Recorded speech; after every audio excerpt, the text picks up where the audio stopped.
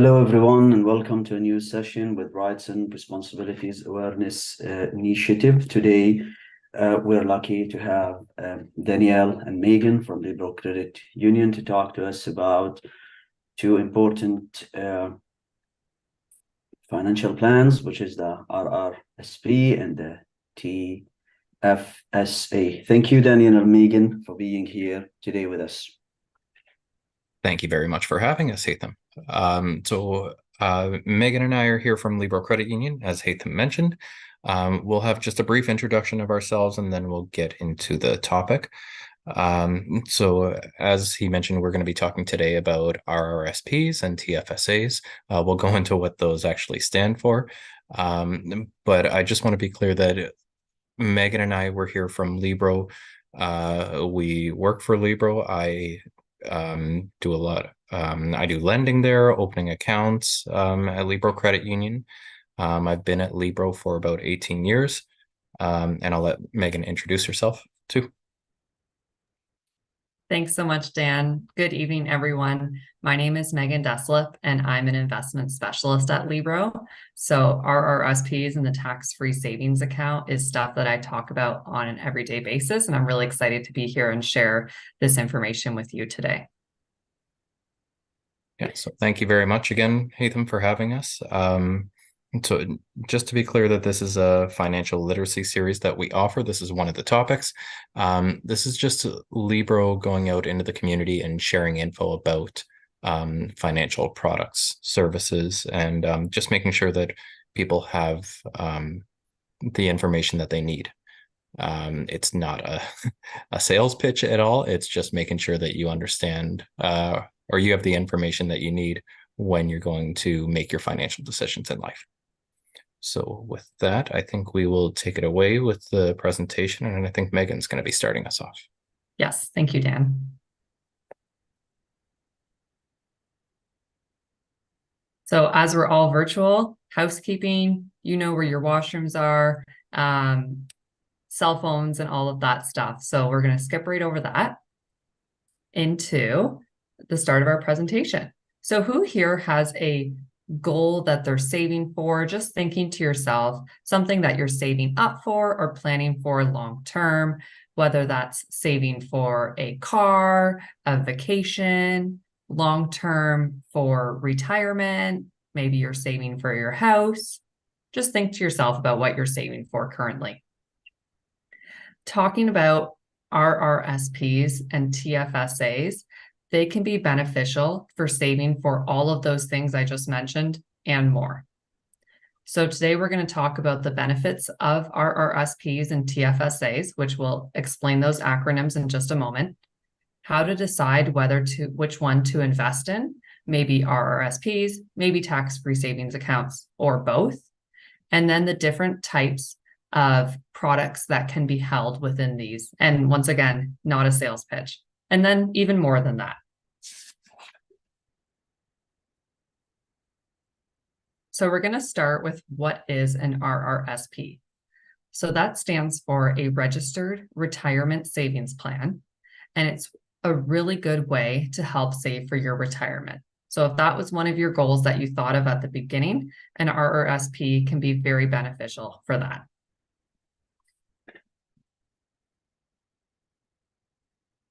So an RRSP or an RSP, a lot of people refer to it as and just drop the first R, allows you to pay lower taxes now, has tax deferred growth. You can use it for the home buyers plan, the lifelong learning plan, and there's even something called a spousal plan. And we're going to break down all of these benefits in a moment here. So to start with the first benefit, to pay lower taxes now. Whenever you contribute to an RRSP, and Dan, can you go to the next slide? Your contribution is tax deductible.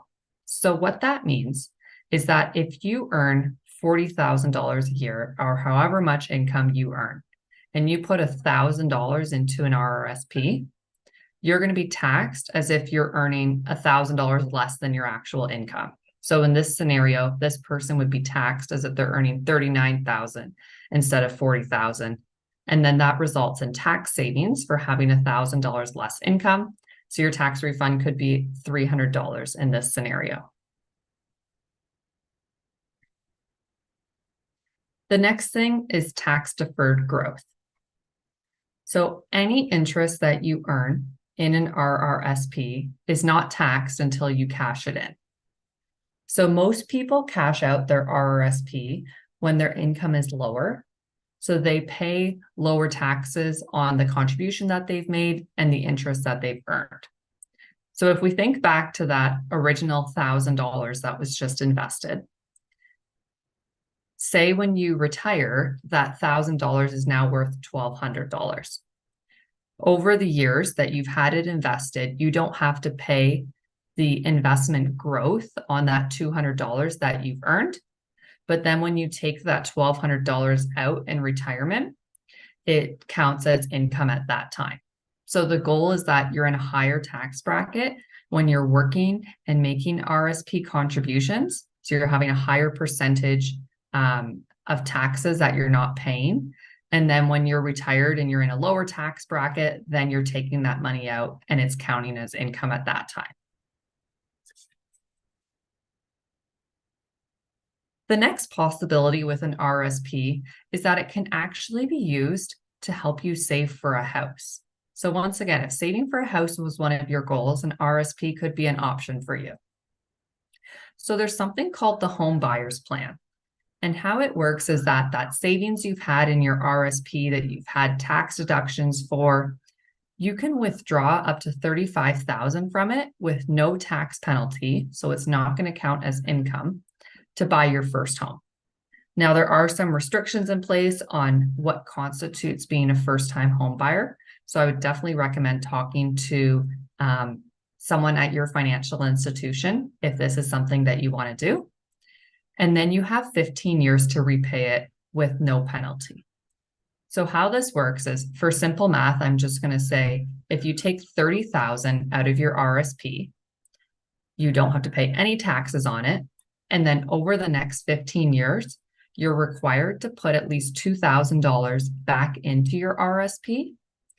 It doesn't give you an additional tax deduction at that time, but it could allow you to save up quicker for a down payment with those original tax deductions as you're contributing to your RSP.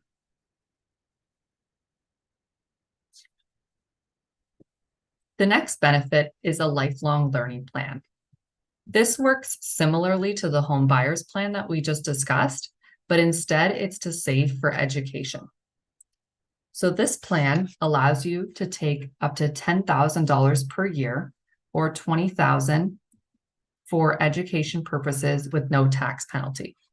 And it can be used for yourself, or if you have a spouse or a common law partner, you can use it for them as well.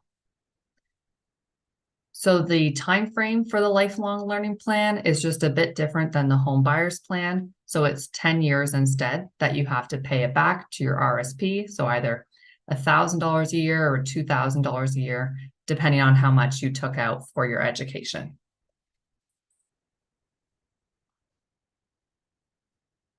Another option with the RSP is something called a spousal plan. And how this works is it's very beneficial for couples that have differences in income throughout the years. So how it works is that a higher earning spouse contributes to the lower earning spouse's RSP. It counts against the higher earning spouse's contribution limit, which we're going to get into in a few minutes. But then in retirement, when that lower earning spouse withdraws money from the RSP, it counts as their taxable income. So it kind of allows the higher earning spouse to shift some taxable income to the lower earning spouse to balance out their taxable income.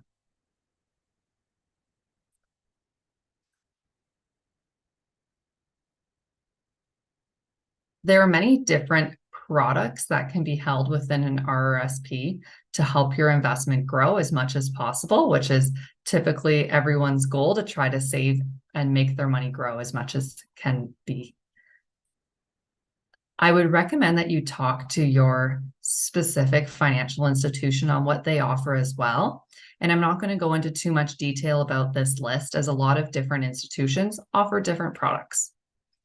But some popular products that you might hear about are savings accounts, term deposits, and GICs, which they both lock money away for a certain period of time to earn you a higher rate of interest than having it in a savings account, as well as mutual funds, stocks, and bonds, which are a bit more complex. And that's why I'm recommending going to speak with your financial person at your financial institution.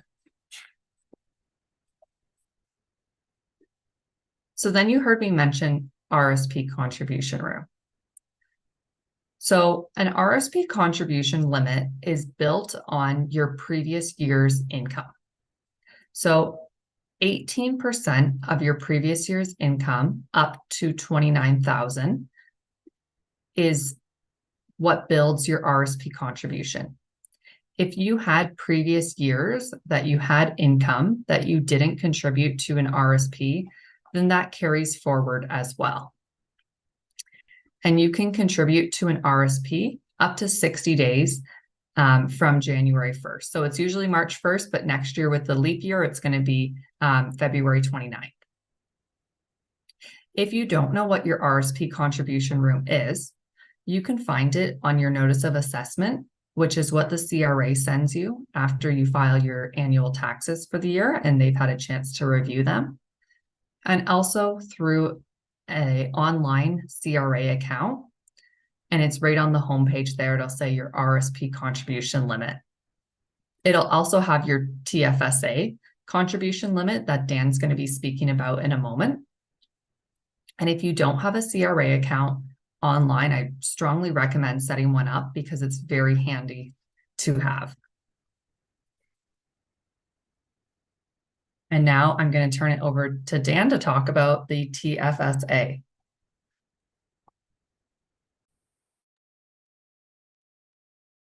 Thank you very much, Megan. So I'm actually going to start with a true or false question. This is a bit more interactive when we're presenting this in a class, but I'll still present it here. So true or false, tax-free savings accounts are really for the rich and for people who max out their RRSPs. The answer to that question is false. So any individual who is 18 years or older and has a valid social insurance number in Canada is eligible to open a TFSA. They aren't just for people who max out their RRSPs. There are benefits to TFSAs that can be beneficial for anyone of any tax bracket. So let's talk about this first. So what is a TFSA? So a TFSA, or a tax-free savings account, is like an RRSP in that it's a good way to save for retirement. Like the RRSP, it allows for tax-free investment income. Unlike the RRSP, withdrawals from a TFSA are tax-free, since you don't get a tax break when you invest the money. Unlike an RRSP, where the amount you can contribute is tied to your income, all Canadians who are 18 or older have the same annual TFSA contribution limits.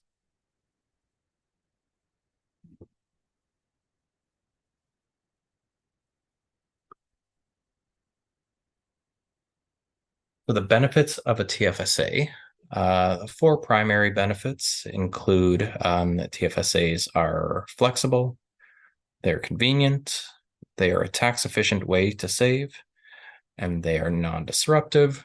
And similar to the benefits that Megan shared earlier, I'm just going to go into more detail over the next few slides. Oh, how am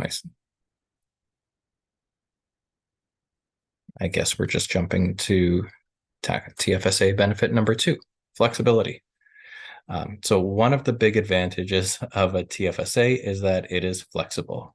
You can use the money in the TFSA for any purpose. So whether that's to buy a car, a house, your education, or even a vacation.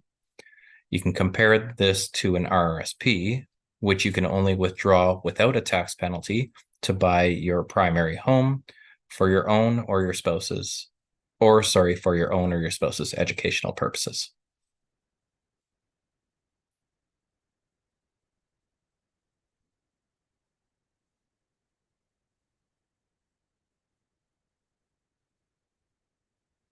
And then the other TFSA benefit number 2. I guess I need to correct these slides. I'm sorry. Convenience. You can withdraw money at any time, subject to investment restrictions. That's going to depend on the type of investment in which you've invested your funds. Withdrawals increase your contribution limit the following year. So what that means is any withdrawals that you make from your TFSA in 2023, you will regain that contribution space in 2024.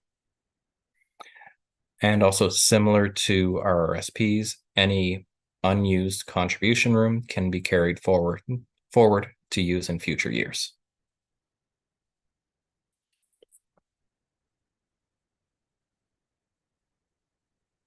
Glad to see the numbers are right now. TFSA benefit number 3, they are tax efficient. So whatever investments you choose to include in your TFSA, your earnings are not taxed. Earnings are the interest, dividends, and capital gains on the investments.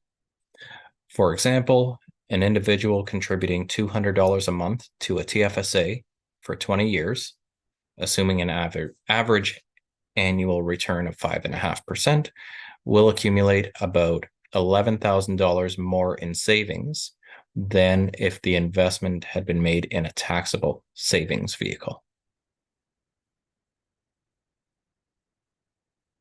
I think Megan is actually a little bit stronger with this. Megan, do you think you might be able to kind of break that down or explain that a bit more clearly? Which part, Dan? So the example that I gave there, so for someone who's contributing funds to a TFSA over a long period of time, because the growth that they make on that is tax-free, you can actually save more in the long run. Absolutely.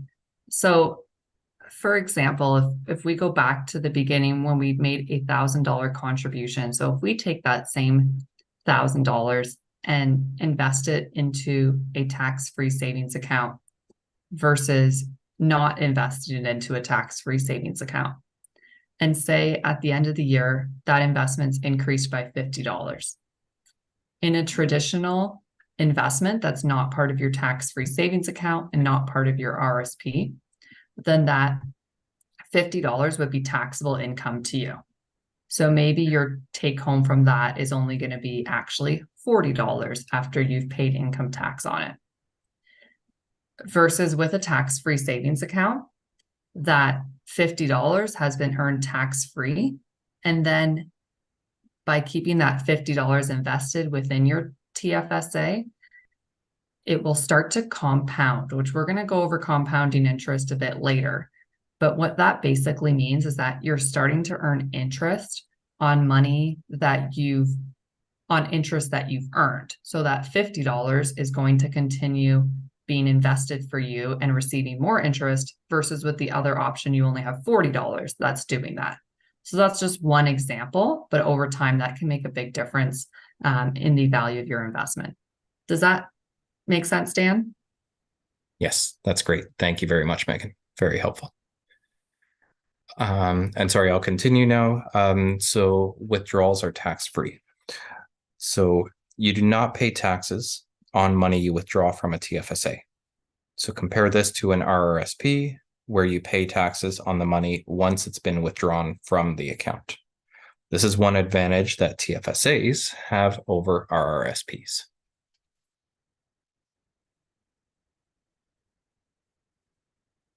And TFSA benefit number 4, they are non-disruptive. So this means that withdrawals do not interfere with your eligibility for federal income-tested credits and benefits, such as the Guaranteed Income Supplement, Old Age Security, Age Credit, Employment Insurance, Canada Child Tax Benefit, the Working Income Tax Benefit, and the GST and HST credit.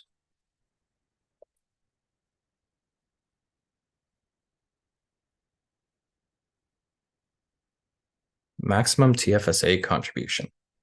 So there are two limits to the amount you can contribute to your TFSA. The first is your annual limit. So for the years in that first bullet point, 2009 to 2012, the maximum contribution limit for each of those years was $5,000. That increased to $5,500 in 2014, 2013 and 14. Sorry. There was a one-time increase in 2015 to $10,000, back to $5,500 for a few years, and currently it's at Megan, is it $6,000 or is it $6,500 this year in 2023? $6,500 for 2023. So the lifetime total is $88,000 if someone was eligible the whole time. Thank you. So I guess this presentation is a little old. Each year, the government decides what that year's limit will be. For instance, in 2015, you were allowed to contribute $10,000 to your TFSA. In 2016, it was reduced back to $5,500 and then increased again in 2019 to $6,000.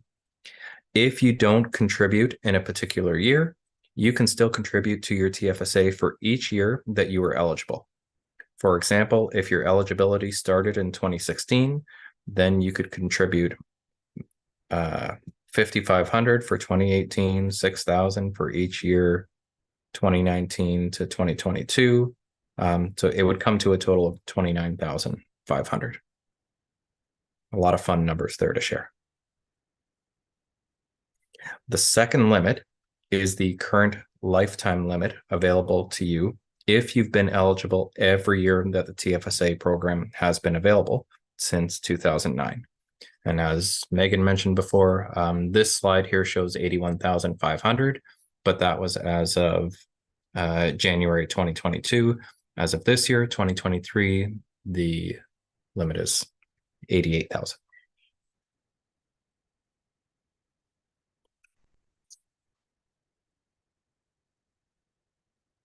And similar to RSP products, TFSA products, there are several options there.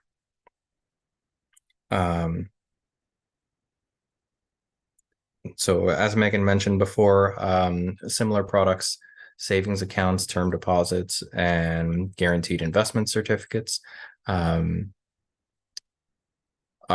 some safer ways that people like to invest or put funds into their TFSA. Mutual funds, stocks, and bonds are other options as well. But just like she said, please make sure that you speak with your investment specialist, financial advisor, or whomever it is that you consult with before making your investment decisions.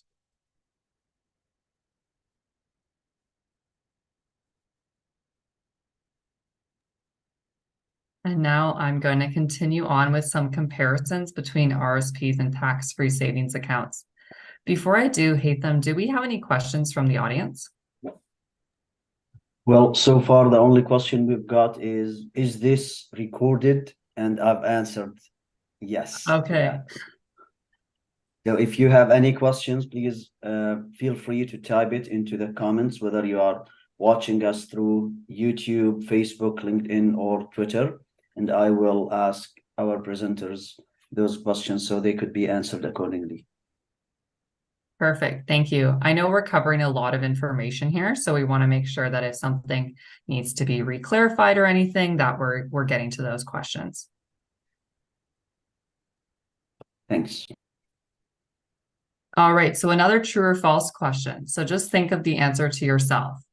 If I withdraw $25,000 I've saved in my tax-free savings account to buy a car, my old age security payment will be reduced.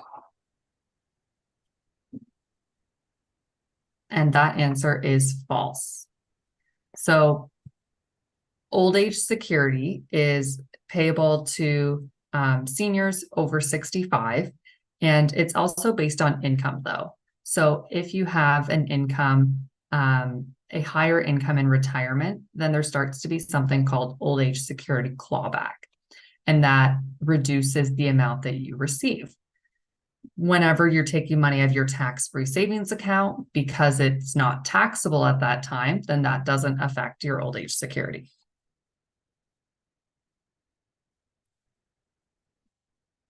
So then the next slide is about RRSP and tax-free savings account investment vehicles. So between RRSPs and tax-free savings accounts, they can pretty much hold all of the same investments. So it's all going to depend on which of these your financial institution offers. And each one has different pros and cons depending on whether your goals are short-term or long-term and lots of different factors.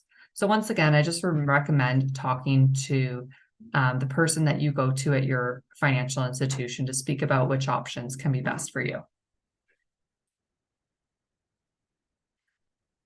The chart on this slide here, I find very handy. I'm a visual learner. So it just has a quick comparison between a tax-free savings account and RRSP.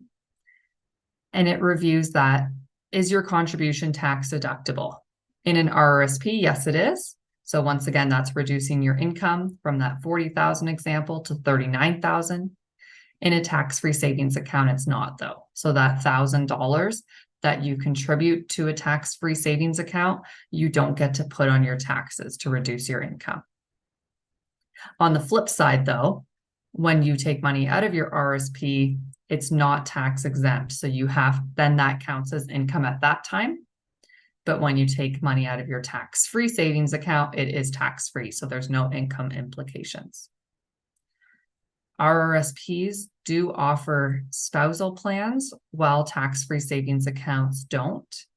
And then a tax-free savings account can be held for your entire life, while an RRSP has to be converted to a different type of investment vehicle by the time that the end of the year you turn 71.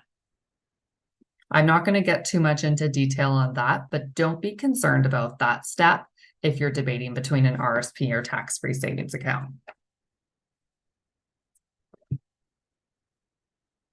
So next, we're going to talk about compounding interest. So that's making money on interest that you've earned. So another true or false. When interest rates are low, it doesn't make sense to invest in a tax-free savings account since there won't be any interest to get tax-free anyways. And the answer is false. So even if interest rates are low, over time, your original investment will collect interest, and then that interest will earn interest, and so on. So even if the interest rate is low now, over time, your investment could still grow a fair amount, and you'll want to have that in your tax-free savings account if you have the contribution room to do so. Basically, as long as you have the contribution room for a tax-free savings account, there's no reason not to put your investment in there if you're planning on holding it outside of a tax-free savings account and paying tax on it. So next, we're just going to go into some fun math problems just to show you how your savings can grow. So if you have an investment of $1,000 and then you invest $1,000 into that every year, and it's at an interest rate of 1.5% and grows for 30 years, and you keep that $1,000 every year for 30 years. In the end, you'll have invested $31,000, but your total savings will have grown to $39,166, and you've earned $8,166 in interest. If we take the exact same scenario on the next slide and increase the interest rate to 2.5%, so an extra percent of interest, still keeping the $1,000 initial investment, $1,000 annually, and invest for 30 years. The total investment still $31,000, but the total savings has increased from $39,000 to $46,220. And your total interest earned has almost doubled from $81.66 to $15,220. So that's the real power of compounding interest there. That a small difference in interest rate over a long period of time can have a big impact. So going back to that true or false question, you would want to make sure that this interest is tax sheltered and in a tax-free savings account if possible. And then there's the quick comparison there showing how your savings grew from from 39,000 to 46,000, and that interest earned from 8,100 to 15,200. So another true or false, we love true or false questions. If I start putting money into my RSP when I'm 20 years old and then stop, I'll be better off than if I wait until I'm 35, even if I put in more money. And the answer on that is true. So with compounding interest, you're better off investing sooner than later. And investing when you're young is a great way to prepare for your financial future. So I don't know if everyone has heard the saying, but the best time to plant a tree was 30 years ago, but the second best time is now. Saving money is the exact same way. So the past is always a better time to save money because it's allowed your money to grow throughout that time. But then the second best time is always now, and starting now is great as well. So now we're going to dive into this true or false question a bit deeper and look at two different people that are saving, Emma and Jason. So Emma started an RRSP when she was 20 years old and saved $2,000 a year until she was 35. At that point, she stopped making contributions as she wanted to spend her money elsewhere. Jason, on the other hand, waited until he was 35 to start his RRSP. And then he contributed $3,000 a year for 10 years to catch up to the amount Emma invested in her RRSP when she was younger. So Emma invested $2,000 a year for 15 years, and Jason invested $3,000 a year for 10 years. So they've both invested $30,000. Who do you think won? And the answer is Emma won.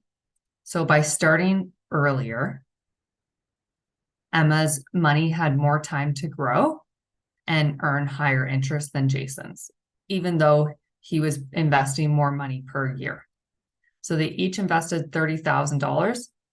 And then the value at 45, Jason's grew by $2,000 and Emma's grew by $8,789.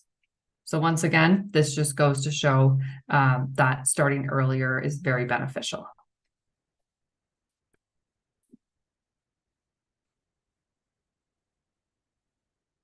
So who wants free money?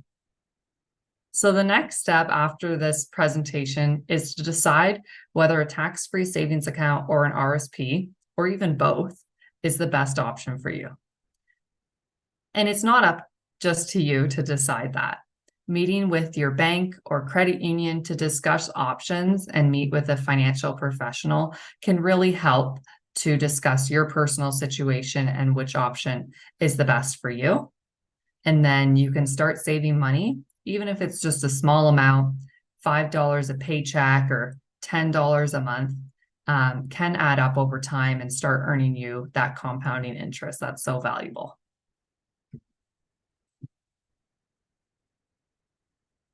So the next thing I'd like to do is please ask what questions you have about today's presentation and investing in general. So we covered the benefits of RSPs and tax-free savings accounts, how to decide whether to invest in an RSP, tax-free savings account, or both, and the different kinds of products within an RSP and tax-free savings account. Thank you, Megan. And Dan. And actually, I've got a question about, can you say more about the first home buyer's benefits and if it is part of the tax-free saving account or not?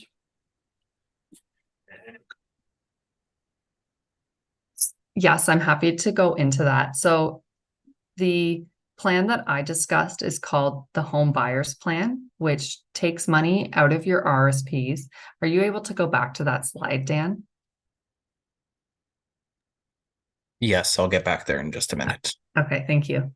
So what the Home Buyers Plan allows you to do is take up to $35,000 that you've saved in your RSPs. And if you saved less, you can just take up to that amount. So whatever amount you'd like to take, and take it out tax-free to buy your first home.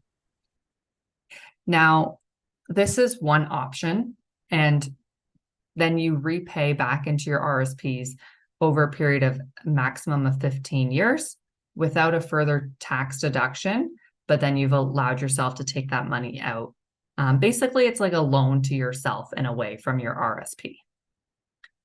There is a new product, without going into too many details, that just came out this year, which is called the First Home Savings Account. And that might be what this person's referring to, because some people call it the tax-free First Home Savings Account.